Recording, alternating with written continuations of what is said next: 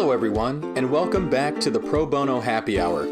I'm David Lipscomb, Director of Strategic Communications for PBI. Before we get started, we want to remind you of PBI's 2016 annual conference coming up on March 23rd to 25th in Washington, D.C. To get more information about the conference and register, visit www.probonoinst.org/conference. In this episode, we present part 2 of our interview with Pam Wandzel of Fredrikson Byron.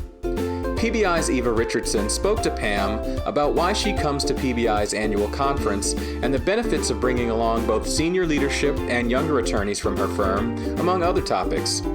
Pam also gave us a preview of a session during which she'll be serving as a panelist at this year's conference. We hope you're comfortable wherever you may be, whether that's mid-commute, on your lunch break, working at your desk, or perhaps registering right now for PBI's annual conference. And we hope you enjoy part 2 of Pam Wandzel's interview. With the PBI annual conference quickly approaching, we're in full-on conference mode here, and you've been a very regular conference attendee over the years. So I wanted to ask you what you get out of the conference and what have been some of the highlights for you. Sure. Well, as you mentioned, I've attended for a number of years. I think I've been to probably 18 conferences, 17 or 18, and what I get out of it obviously changes throughout the years. Mm-hmm. When I remember very clearly attending my first conference at the Willard Hotel and walking down those steps and seeing Esther Lardent talking to Jim Bailey, and I was petrified. I was like, oh, fish out of water, but I was not a lawyer. I'm not a lawyer. First conference.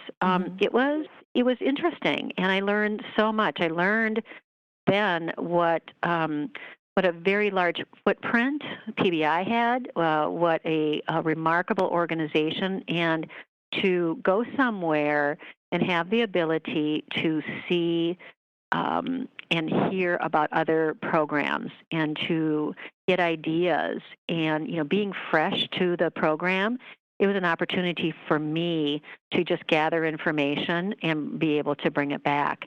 And as I continued to go, I was able to form relationships with other firms outside of the Twin City area, mm-hmm. and to hear about the things that they were doing, and again, to get ideas. And as I mentioned, build those relationships, because oftentimes we become siloed in our own community, and being able to have that opportunity to reach out and form friendships and get ideas from other people, it helped me grow, it helped our program grow, and it became referral sources back and forth. So now when I go, now I'm a mentor, I'm a teacher, but I'm still learning, and I'm still building those new relationships, and that's, I think, one of the wonderful things that the PBI conference really provides. Mm-hmm. Oh, yeah, that's so important. We'd love to see the various relationships and partnerships that form kind of as a direct result of the conference. Correct. And over the years, you've often brought some younger attorneys that are on your firm's pro bono committee to the conference. What has this experience been like for them? Well, I think it's eye-opening. Again, we have a very strong pro bono culture in Minneapolis, and everyone knows about our program and each other's programs and the commitment that the community has to pro bono. Mm-hmm. But I think that having other lawyers, newer lawyers, younger lawyers, even shareholders attend the conference, they see how important it is to be a part of something so much bigger than ourselves, whether it's, finding out that, what we're doing at the firm, we're innovative, or, we need to focus on something else, or this is a different way of looking at it, all the way to the fact that, being able to mix and mingle with corporate pro bono folks, mm-hmm. and seeing how important that is to sometimes our own clients. So, for them to see beyond our own community, to give them a national view and even to a point, a world view of pro bono, mm-hmm. and the impact that a program can make, I think is really exciting for them. And they come back jazzed and excited and give me lots of things to do. Mm-hmm. Oh, that's great. And you mentioned getting firm management to come to the conference as well, which we love to see when that happens. How did you get this? How did you get this to happen, and why is this so beneficial?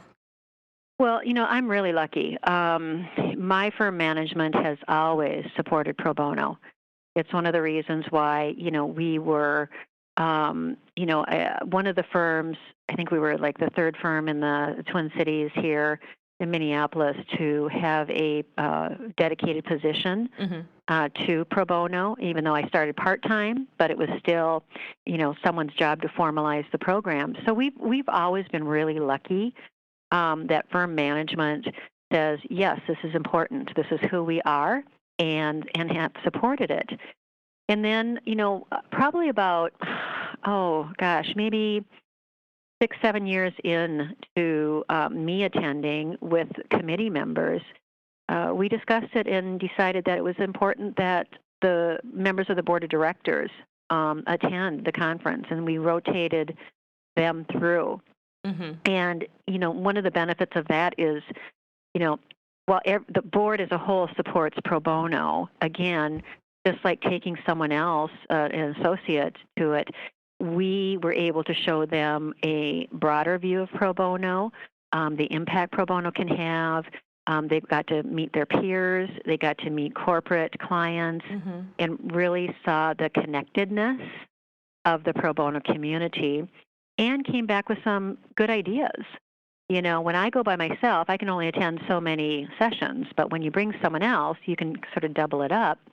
And I remember one year, one of my board members came back with the idea that we want to make sure that our senior of counsel stay with the firm and do pro bono if they want to. And while we had done that informally, after that, we really did formalize it. And we have one lawyer right now that's full-time pro bono. And the firm supports him completely. And we pay for case support for him. And he's actually taking an innocence case, and it's a huge commitment for the firm. And that idea came from a board member attending that conference. Oh, wow, that's fantastic. Yeah, very, very beneficial. Oh, that's really great.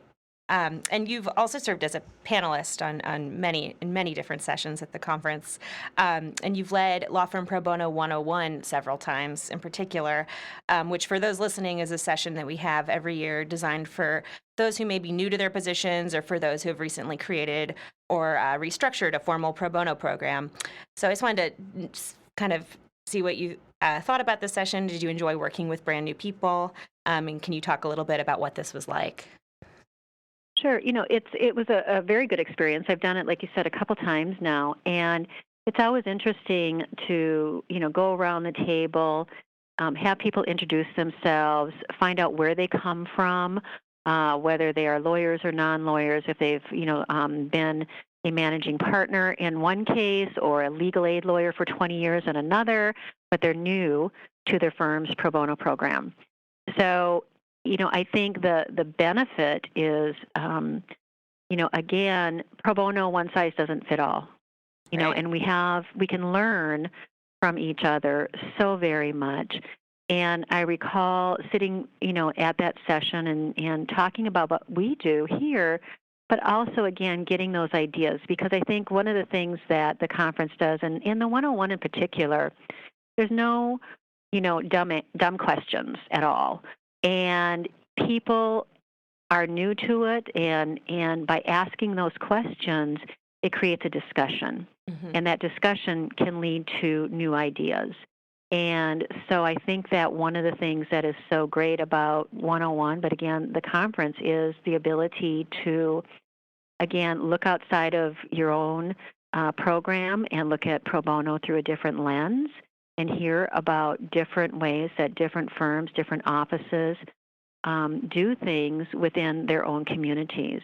And then you can take those ideas, and sometimes you take them and use them, or sometimes you tweak them a little bit, depending on your situation and circumstances. And to me, it's enlightening, but it also reinvigorates, because, like I said, been here 20 years, you don't want it to get stale. Right. You have to keep it exciting. Mm-hmm. And by doing the 101s, you see that excitement. Yes. And you get to bring it back. Yep, definitely. So, yeah, it's fun. Yeah, oh, that's wonderful to hear. And at this year's upcoming conference, you will be a panelist on a session designed for mid-sized law firms. So can you give us just a little sneak peek and discuss some of the best practices for pro bono programs at mid-sized firms? Well, I think that, a mid-sized firm, again, it depends on the commitment of the management. Mm-hmm.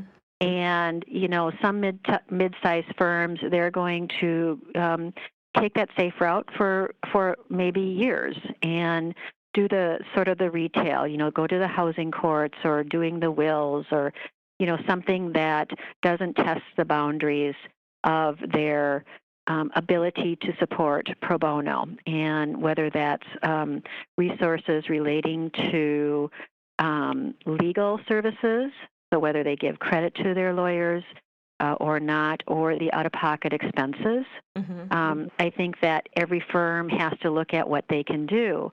One of the things that we've been able to do here, and again, it's through relationship building quite often, but also the support of the board of directors, is we continually reaffirm our commitment to not only pro bono, but to our lawyers that want to do pro bono. And by building very strong relationships within the community, both here in Minneapolis, but nationally with organizations, but with other law firms, we've been able to take on larger cases. The human trafficking case is a great example. Mm-hmm.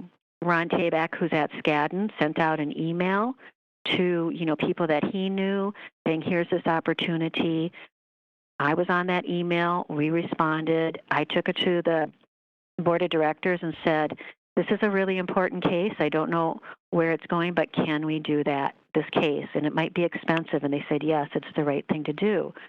It grew beyond what we thought, but we were very committed to it. And again, our board of directors put the money behind the case. Mm-hmm. But we got that, and we were able to manage that case because of the relationships and leveraging those relationships. So the cost of the case was spread along 12 firms and the Southern Poverty Law Center. Mm-hmm.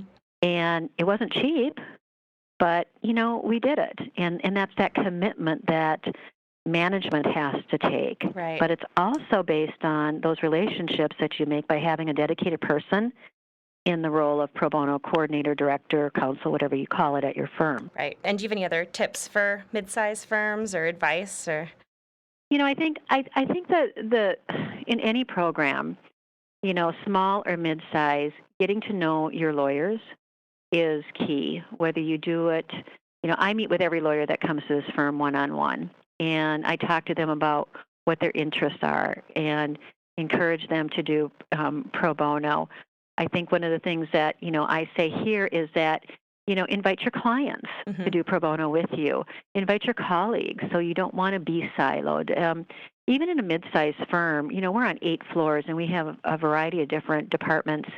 And our lawyers can become isolated oftentimes. And if you're a lateral, you didn't grow up with a summer associate class, sometimes, you lose touch with people. And so I try to encourage people to get out of that silo. And pro bono is the great integrator. Pro bono is the new golf. Uh-huh. You can't golf in Minnesota in the wintertime, but darn it, you can do pro bono together. Exactly. Yeah. And so, it's a way of people to work, with each other that normally wouldn't work together. I have people in my Bismarck office doing work with a lawyer here on an innocence case, and they talk to each other on the phone all the time. And when my Bismarck lawyer comes here, he has someone that he knows face to face. Mm-hmm. And I think that that's something that, no matter your size, that you can do to make your program a success. And then giving people a variety of things, but it's getting the commitment from management, knowing what your boundaries are, and then working within that to build those relationships and those teams. Oh, that's some really great advice. Thank you so much. Once again, that was Pam Wandzel of Fredrikson Byron. We thank Pam for her insight and for being such a loyal attendee of PBI's annual conference. Just a reminder, if you're currently at a mid-size law firm, you don't want to miss Pam's session at the conference, Making Pro Bono Successful at Mid-Size Firms, which will be held on Wednesday, March 23rd.